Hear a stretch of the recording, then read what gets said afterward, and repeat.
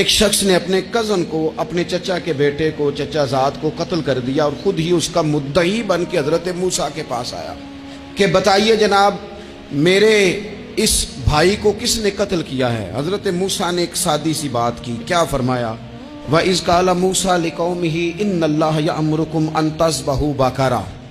حضرت موسیٰ علیہ السلام نے اپنی قوم سے کہا کہ اللہ تمہیں حکم دیتا ہے کہ ایک گائے ذبح کرو، گائے کا کچھ حصہ مقتول کو مارو، وہ خود اٹھ کے بتا دے گا مجھے کس نے قتل کیا ہے۔ یہ پہلا سپارہ ہے قرآن مجید کا، آپ اس کو دیکھ لیں، یہ آیت نمبر 67 سے شروع ہو رہا ہے۔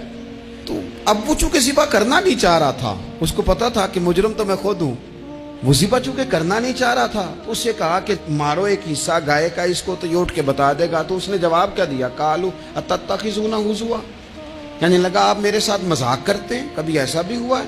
قال اعوذ باللہ ان اکون من الجاہلین، حضرت موسیٰ علیہ السلام فرمانے لگے میں اللہ کی پناہ مانگتا ہوں میں جاہلوں میں سے ہو جاؤں۔ جب کہا نہیں ذبح کرنی ہے تو اب ذرا دیکھیے کرنا نہیں نہ چاہ رہے۔ قالوا ادع لنا ربک یبین لنا ما ہی، کہنے لگے اے موسیٰ پھر آپ نہ رب سے دعا کریں کہ وہ ذرا کھول کے بتائے وہ گائیں کس طرح کی ہو، ارادہ نہیں نا ذبح کرنے، آپ دعا کریں۔ قال انہ یقول انہا بقرۃ لا فارض ولا بکر، فرمایا کہ رب کہتا ہے وہ گائے نہ بوڑھی ہو نہ زیادہ بچیا ہو، عوان بین ذالک، ان کے درمیان ہو، یعنی جوان گائے ہو۔ فافعلوا ما تؤمرون، کرو جس کا تمہیں حکم دیا جا رہا ہے۔ قالوا ادع لنا ربک یبین لنا ما لونھا، لو اگلی بات سن لو، کہنے لگے آپ دعا کریں رب سے کہ وہ کھول کے بتائے اس کا رنگ کس طرح کا ہو، رنگ بتائیں کس طرح کا ہو۔ قال انہ یقول انہا بقرۃ صفراء، فرمایا رب فرماتا ہے کہ صفراء رنگ کی ہو، یعنی گہرے زرد رنگ کی ہو، یہ رب فرماتا ہے اس طرح کی گائے ذبح کرو۔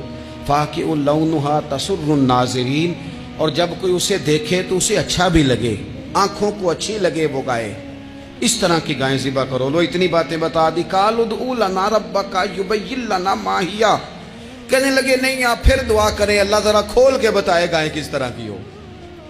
ان البقرہ تشابہ علینا، ہمیں ذرا گائیں پر شبہ پڑ گیا ہے کس طرح کی ذبح کرنی چاہیے۔ وَإِنَّا انشاءاللہ لمہتدون، اگر اللہ نے چاہا تو ضرور ہم ہدایت پا جائیں گے۔ پھر اللہ تعالیٰ نے فرمایا کہ قال انہ یقول انہا بقرۃ لا ذلول تثیر الارض، گائیں اس طرح کی ہو کہ وہ کبھی کھیتی میں نہ چلائی گئی ہو، یعنی اس کو کبھی کام نہ اس سے لیا گیا ہو۔ بیل کو لوگ لگاتے تھے نا، جو کام آج ٹریکٹر سے لیا جاتا ہے وہ گائے بیل سے لیا جاتا تھا، تو وہ کھیتی باڑی کے کام نہ اس کو لگایا گیا ہو۔ ولا تسقی الحرث، اور نہ اس سے پانی نکالا گیا ہو، نہ کھیت چلانے ہل چلانے میں لگائی گئی ہو، اور وہ جو کنواں ہوتا تھا جس کے گرد گائیں گھومتی تھی، تو کہا وہ بھی کام اس نے نہ کیا ہو گائے نے۔ مسلمۃ لا شیۃ فیہا، وہ ہر عیب سے پاک ہونی چاہیے۔ قالوا الآن جئت بالحق،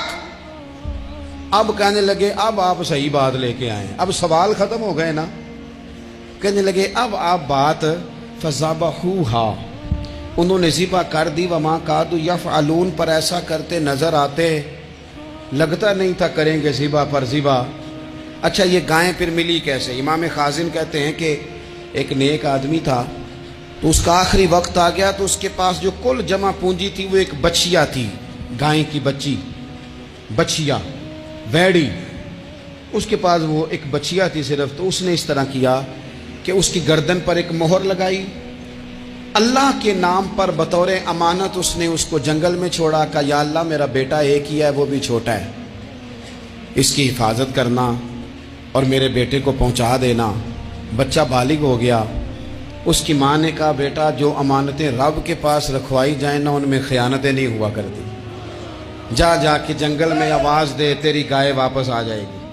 اس نے جا کے جنگل میں آواز دی کہ وہ جو میرے باپ نے امانت رکھوائی تھی وہ کدھر ہے؟ وہ نشان لگی ہوئی گائیں دوڑتی ہوئی اس کے پاس آئی۔ واللہ خیر الرازقین، جب رب بندوبست کرے، جب اللہ بندوبست کرے تو پھر معاملہ اور ہوتا ہے۔ وہ گائے آ گئی، اب اس نے کیا کیا اس نوجوان نے کہ وہ گائے گھر لایا، ماں سے آ کے کہا کہ اماں یہ تو اللہ نے فضل کر دیا۔ ماں کہنے لگی پتر حالات ہمارے خراب ہیں، منڈی میں لے جا اسے بیچ دے، لیکن سودا میری مرضی کے بغیر طے نہ کرنا۔ کس کی مرضی کے بغیر؟ کس کی؟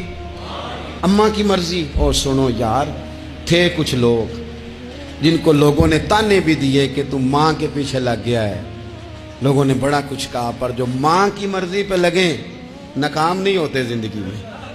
یہ دیکھو ماں کی مرضی پہ لگا۔ اس کی قیمت کتنی تھی گائے کی؟ بڑی مہنگی تھی، پر 3 دینار کی تھی۔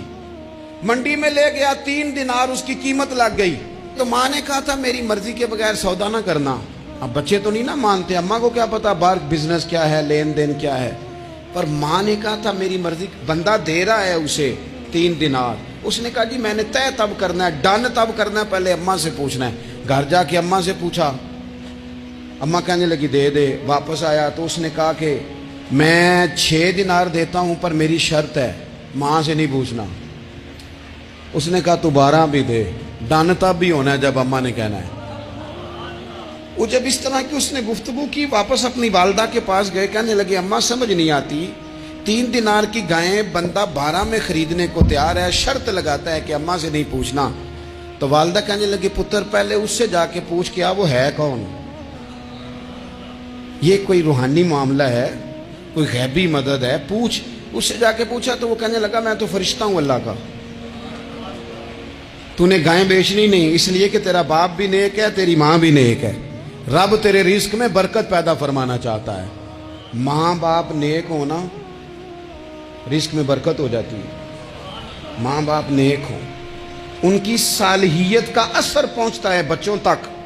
رزق حلال کما کے لانے والے ہوں تو گھر میں برکت ہوتی ہے۔ جا کے کہا کہ تیرے ماں باپ نیک تھے، اسے نہ بیچنا گائے کو، تو کیا کریں؟ کہنے لگے بنی اسرائیل والے سوال کر کر کے خود مشکل میں آ گئے۔ اب وہ ایسی گائے جو جوان بھی ہو، یہاں تو ہر غریب آدمی اپنی گائیں یہاں لگا دیتا ہے، کھیتی باڑی میں یہاں لگا دیتا ہے، کنویں میں پانی نکالنے میں تو یہاں تو ہر ایک کی گائیں، تو ایسی گائیں جس کا رنگ بھی اتنا پیارا ہو، زیادہ بوڑھی زیادہ بچی بھی نہ ہو، اور ابھی تک کھیت میں بھی نہ لگی ہو، وہ سوائے تیرے کہیں نہیں ہے۔ اس نے کہا چل پھر مہربانی کر بتا میں کتنے کو دوں گائیں، اگر وہ آ جائیں تو کتنے کو بیچنی ہے؟ اسے کہنا کوئی نہیں، ریٹ تو زیادہ کرنا ہی نہیں۔ ان سے کہنا گائے کے اندر سے گوشت نکال دیں اور جتنا گوشت ہے اتنے پیسے بھر دیں، اس کی کھلڑی بھر دیں۔ اب وہ بنی اسرائیل والے ڈھونڈتے پہنچ گئے، کہا جناب گائیں 3 دینار کیا 6 لے لو۔ اس نے کہا نہ بھائی، ذبح کروں گا، گوشت نکالوں گا، جتنا وزن گوشت کا اتنے پیسے بھرو گے کھال میں تو پھر گائے تمہیں ملے گی۔ اب مجبور تھے، کیا کرتے؟ ابن کثیر حدیث لائے ہیں، امام سیوطی نے در منصور میں بھی لکھی ہے، نبی پاک صلی اللہ علیہ وسلم نے فرمایا سنو جوانوں، اور اسے دل کی تختی پہ لکھو، نبی پاک علیہ السلام نے فرمایا اگر بنی اسرائیل والے زیادہ سوال نہ کرتے تو اتنی مشکل کا شکار نہ ہوتے۔ انہوں نے سوال اتنے کیے کہ چارہ نہیں ہے اب ان کے لیے، چارہ نہیں ہے اب ان کے لیے کہ یہ ادھر ادھر جا سکے، مجبوری بن گئی، یہی گائے خریدنی ہے، یہی لے جانی ہے۔ اب اتنا سارا مال جمع کر کے وہ گائے خریدی، ذبح کی، تو مقتول کو جب اس کا ایک حصہ مارا تو اس نے اٹھ کے کہہ دیا یہ جو مدعی بنا ہوا ہے نا، یہی تو میرا قاتل ہے، یہی تو میرا قاتل ہے، یہی تو ہے جس نے یہ سارا کام کیا۔